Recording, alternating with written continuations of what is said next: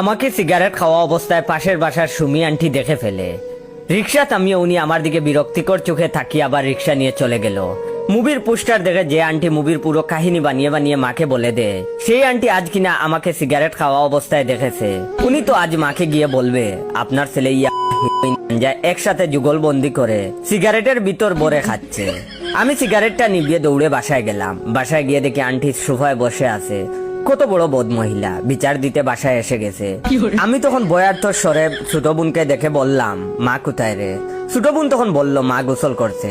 ছোট বোনের মুখে কথাটা শুনে একটু স্বস্তির নিঃশ্বাস নিলাম। তার মানে আন্টি মাকে এখনো কিছু বলেনি। কিছুক্ষণ পর গোসল সেরে মা যখন আন্টির কাছে গেল, তখন আমি তড়িগড়ি করে ড্রয়িং রুমে ঢুকে মাকে বললাম, মা ঘটনাটা ঘটে গেছে। মা তখন আমার দিকে তাকিয়ে বলল, কি হয়েছে?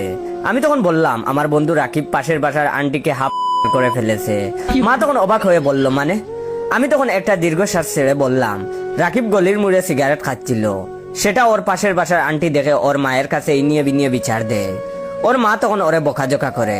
রাকিব সেটা সহ্য করতে না পেরে পাশে বসে থাকা আন্টিকে ক্রিকেট ব্যাট দিয়ে মাথায় বাড়ি মারে। বেচারি আন্টির মাথা ফেটে যায়। শুনেছি মাথায় 6টা সেলাই লেগেছে। এমন সময় পাশে দাঁড়িয়ে থাকা ছোট বোন বলল, ঠিকই আছে, এই ডাইনি মহিলার এত কথা লাগাতে হয় কেন? আরে ভার্সিটিতে পড়ে একটা ছেলে টুকটাক সিগারেট খেতেই পারে, তাই বলে সেটা ছেলের মায়ের কাছে এসে ইনিয়ে বিনিয়ে লাগাতে হবে নাকি? যাই হোক, তোর ক্রিকেট ব্যাটটা যেন কোথায়? আমি তখন বললাম, এই তো দরজার কোনায় আছে ব্যাটটা। সুমি আন্টি তখন বয়ার্থ চোখে একবার আমার দিকে তাকায়, আরেকবার দরজার পাশে রাখা ক্রিকেট ব্যাটের দিকে তাকায়। মা তখন আন্টিকে বলল, শুনলেন ভাবি, আজকালকার ছেলেরা কতটা নিষ্ঠুর। তা ভাবি, আপনি যেন কি বলতে এসেছিলেন? আন্টি তখন আমতা আমতা করে বলল, না না ভাবি, কিছু না, আমি যাই, এখন চুলোয় তরকারি বসিয়ে এসেছি। তারপর আন্টি চলে গেল। আমি তখন নিজের রুমে হাত পা ছড়িয়ে শুয়ে রইলাম। এমন সময় ছোট বোন এসে বলল, তাড়াতাড়ি 200 টাকা দে। আমি তখন ওর দিকে তাকিয়ে বললাম, মানে টাকা কিসের? ছোট বোন তখন মুচকিয়ে এসে বলল, তোকে সাপোর্ট দেওয়ার জন্য। গলির মুড়ে আর কেউ না, তুই সিগারেট খেয়ে আন্টির কাছে ধরা খেয়েছিলি। এখন তুই যদি আমার টাকা না দিস, মাকে পুরো সত্যিটা বলে দিব। আমি তখন কোনো উপায় না দেখে ছোট বোনকে 200 টাকা দিয়ে দিলাম। তারপর একদিন রেস্টুরেন্টে আমার গার্লফ্রেন্ড সুমাইয়া আমায় নিজ হাতে খাইয়ে দিচ্ছিল। তখন খেয়াল করি সুমি আন্টি দূর থেকে সেটা দেখছে। হঠাৎ সুমি আন্টি রেস্টুরেন্ট থেকে বের হয়ে গেল। আমি তখন সুমাইয়াকে বললাম, আমায় এই মুহূর্তে তাড়াতাড়ি বাসায় যেতে হবে। সুমাইয়া তখন অবাক হয়ে বলল, আরে খাবারটা শেষ করে যাও। আমি তখন তাকে যেতে যেতে বললাম, রেস্টুরেন্টের খাবার সব সময় খেতে পারবো, তবে এই মুহূর্তে বাসায় না গেলে বাসার খাবার আর কপালে জুটে কিনা সন্দেহ। বাসায় ঢুকে দেখি সুমি আন্টি ও সবে মাত্র বাসায় ঢুকেছে। আমি তখন বাসায় ঢুকে তড়িগড়ি করে মাকে বললাম, মা তোমার রক্তের গ্রুপ কি? মা তখন বিস্মিত হয়ে আমার দিকে তাকিয়ে বলল, ও পজিটিভ। কিন্তু কেন? আমি তখন কপালে হাত দিয়ে বললাম, সর্বনাশ, আমার তো ও নেগেটিভ রক্তের দরকার ছিল। আসলে ওই দিন যে আন্টিকে আমার বন্ধু রাকিব হাফ করেছিল, আজ সেই আন্টিকে 95% করে ফেলেছে। মা তখন অবাক হয়ে বলল, মানে কি? আমি তখন একটু দম নিয়ে বললাম, আর বললো না, রাকিব ওর এক মেয়ে বান্ধবীকে নিয়ে রেস্টুরেন্টে খাচ্ছিল। ওই মহিলা রাকিবের মায়ের কাছে বিচার দিয়েছে, সে নাকি গার্লফ্রেন্ড নিয়ে রেস্টুরেন্টে গিয়েছিল। এমন মিথ্যা অপবাদ শুনে রাকিব সহ্য করতে পারেনি, তাই পাশে থাকা ফুলদানি নিয়ে রাকিব ওই আন্টির মাথায় মেরেছে। বেচারি আন্টি এখন আইসিইউতে মৃত্যুর সাথে লড়াই করছে। ইমার্জেন্সি ও নেগেটিভ রক্তের দরকার। এমন সময় ছোট বোন চিৎকার করে বলল, উচিত শিক্ষা হয়েছে ওই মহিলার। আরে ভার্সিটিতে পড়ে একটা ছেলে মেয়ে বান্ধবী নিয়ে রেস্টুরেন্টে খেতেই পারে, তাই বলে মিথ্যা অপবাদ দিবে? তা ভাইয়া কিসের ফুলদানি ছিল রে? আমি তখন আমতা আমতা করে বললাম, এই মানে মাটির ছোট ফুলদানি ছিল আর কি। ছোট বোন চিন্তিত স্বরে তখন বলল, মাটির ফুলদানি ছিল বলেই ওই মহিলা আইসিইউতে ভর্তি। আমাদের বাসার মতো পিতলের ফুলদানি থাকলে এই মহিলা এতক্ষণে ইন্নালিল্লাহ। ছোট বোনের কথা শুনে সুমি আন্টি একবার বোনের দিকে তাকায়, আরেকবার টেবিলে রাখা ফুলদানির উপর তাকায়, একবার আমায় দেখে, আবার ফুলদানি দেখে। এমন সময় মা তখন বলল, দেখলেন ভাবি, ছেলেটা কত বড় মানুষ। সুমি আন্টি তখন বয়ার্থ গলায় বলল, ভাবি আমার একটা দরকারি কাজ আছে, পরে কথা হবে।